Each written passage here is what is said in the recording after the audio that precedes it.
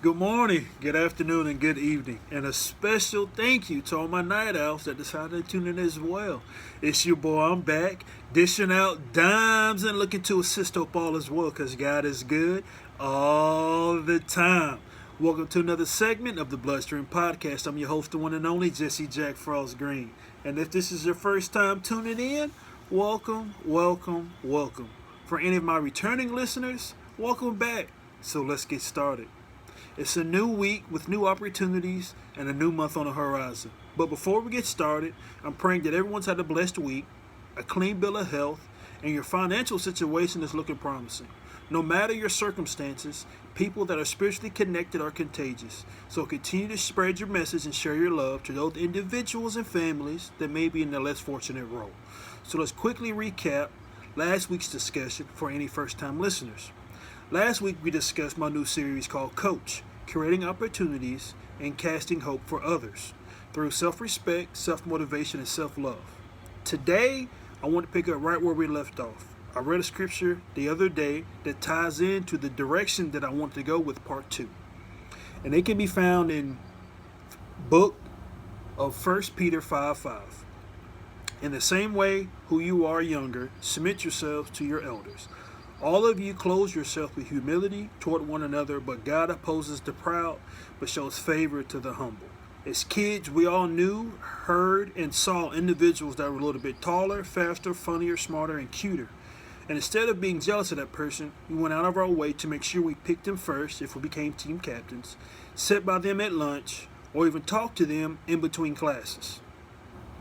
The older we got, those gifted and talented individuals began to get labeled by society in words of you're a nerd, you're a freak, she slow, he crazy, they weird, and so forth. We all have choices to allow what words, actions, and thoughts will affect us.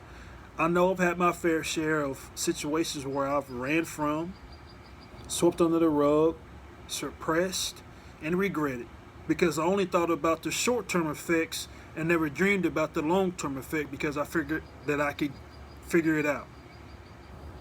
As I mentioned in part 1, being the big kid in my class came with certain expectations, fair or not. With the weight of those burdens can crush you mentally, physically, and emotionally if you allow it. Every situation is different. Not saying my situation was easier than yours or your situation was harder than mine.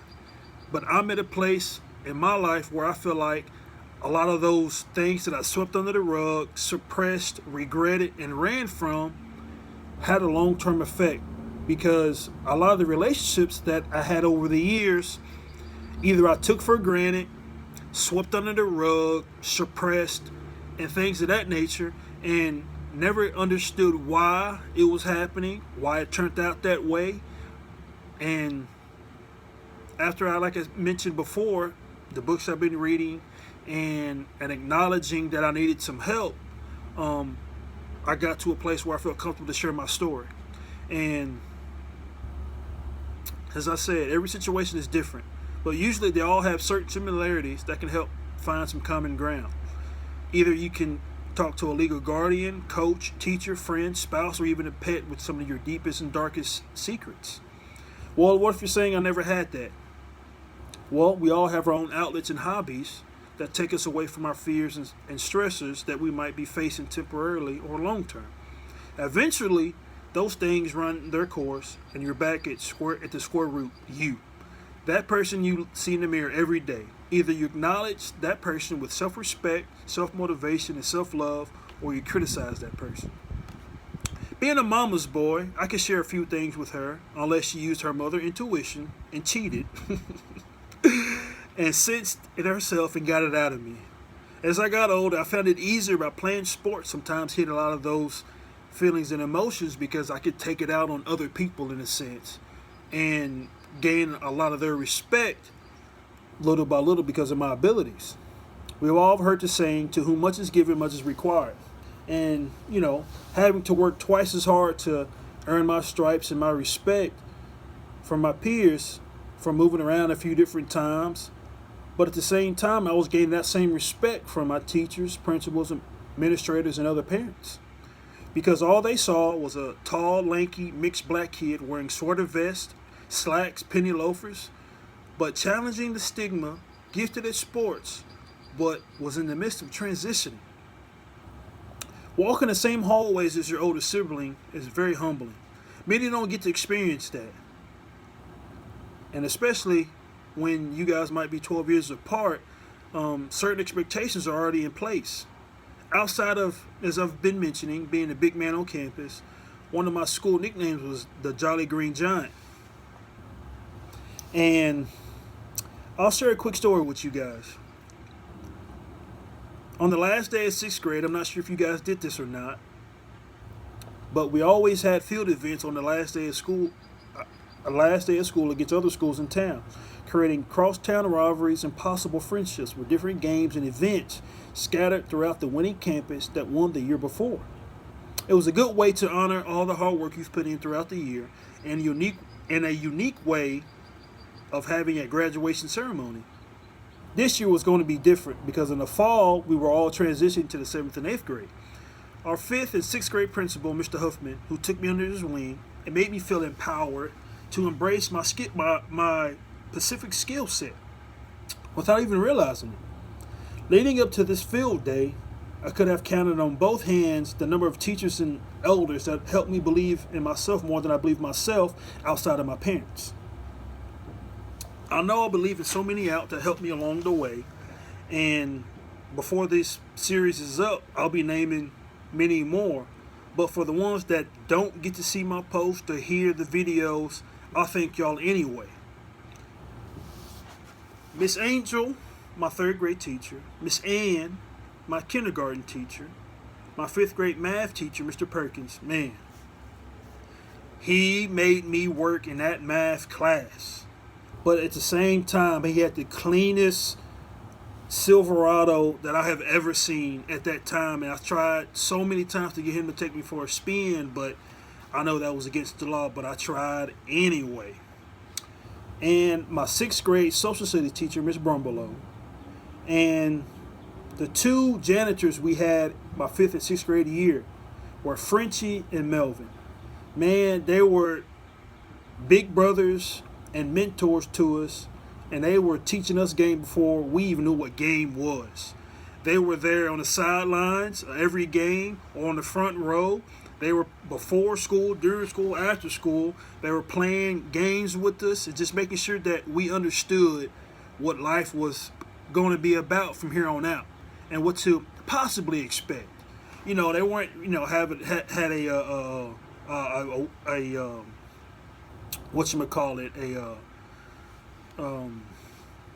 you know what I'm talking about, one of them deals, the genie things, I can't say it because I'm trying to get on with the story, you feel me? But y'all get what I'm saying, though. But they were right there, man, and I just can't thank them individuals enough, man. But like I said, Mr. Huffman, the principal. But Mr. Huffman called an assembly about 1:45, 2 o'clock, right before they let us out for the summer, and it was in the gym with all the 5th and 6th graders, faculty, and parents that were there, and he's making some final announcements, and he's telling stories and kind of going on with his notes. And honestly, I wasn't paying no kind of attention, man, because at this point I'm hot, hungry, tired, and ready to go home and watch some cartoons because it's been a long day talking trash and kicking butt, you know what I'm talking about? And, the more and more he's talking, the more that I'm kind of putting 2 to 2 together. I'm like, wait, the story he's telling or this person he's talking about sound like me. And next thing you know, he's like, I'd like to present this award to, and to this date, that was the only time he done it, and that was the last time he done it. He presented me with the Principal's Award plaque and a $50 gift card.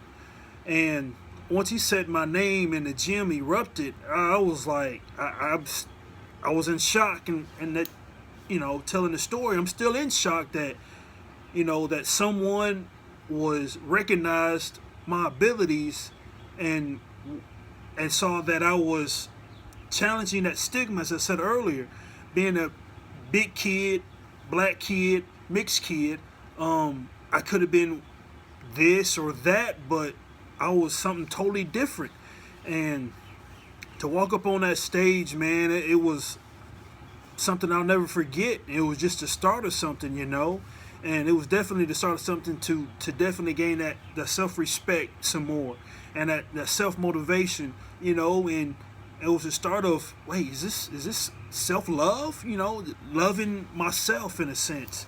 And man, that those stories and those situations, that those teachers and those janitors and those elderly were telling us and about, were definitely going to pay dividends in the future, because like we were going to the junior high, which was the 7th and 8th grade, and no one knew us unless they were a parent.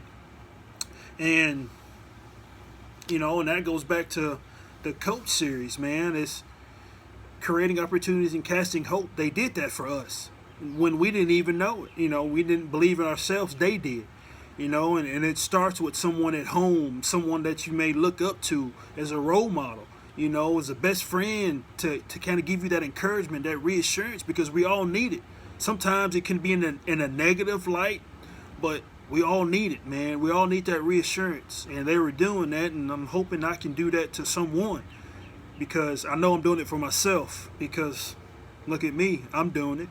I'm in a position where I'm using my platform and trying to reach someone else, because for 6.5 years, for his coaching, man, I ain't gonna lie to you, I never told my players this, but I was nervous as hell every time we would have a little huddle on the field. I was like, man, what do I say? Because I know I got to say something encouraging for them to look forward to come back tomorrow to work on, because if I say the wrong thing and just browbeat them, man, somebody's going to end up being late, do something stupid that night, get in trouble, and really hurt their chances going forward. But I never really had to worry about that, because they taught me more than I can ever teach them. And, man, I love them to death, man. No matter if I ever get to have another hat and a whistle ever again. But for those 6.5 years, man, I'll never take those stories, those situations, man, for granted ever, man, because they taught me a lot, man. And just to see those guys now, growing up, man, right before my eyes, man, and becoming great men, and the few women that I was able to help along the way as well, to keep up with each other on social media, and just seeing them blossom as well, becoming great women, and I'm very appreciative of it, man. And that's kind of why the name of the series is called Coach, man, because for 6.5 years I was doing that, and because I never wanted to be one, and then when I stepped away from it, I was like, man, like, I can't take that for granted, man, because you miss it from time to time. But, that's with everything that you really put your heart and soul into, you eventually miss it, because you're creating opportunities and casting hope for others, because that's what it's about at the end of the day. So thanks for tuning in. Hopefully I left you something to chew on until the next episode. Look forward to hearing your feedback, topic of choice, and or advice you may be needing. I'm just a... Man. Well, man, look, I don't even know. I blanked out right there, but let me try this again. Thanks for tuning in. Hopefully I left you something to chew on until the next episode. Look forward to hearing your feedback, topic of choice, and or advice you may be needing. I'm just an imaginary brother giving you advice outlast the average Bloodstream. It's the core of who you are.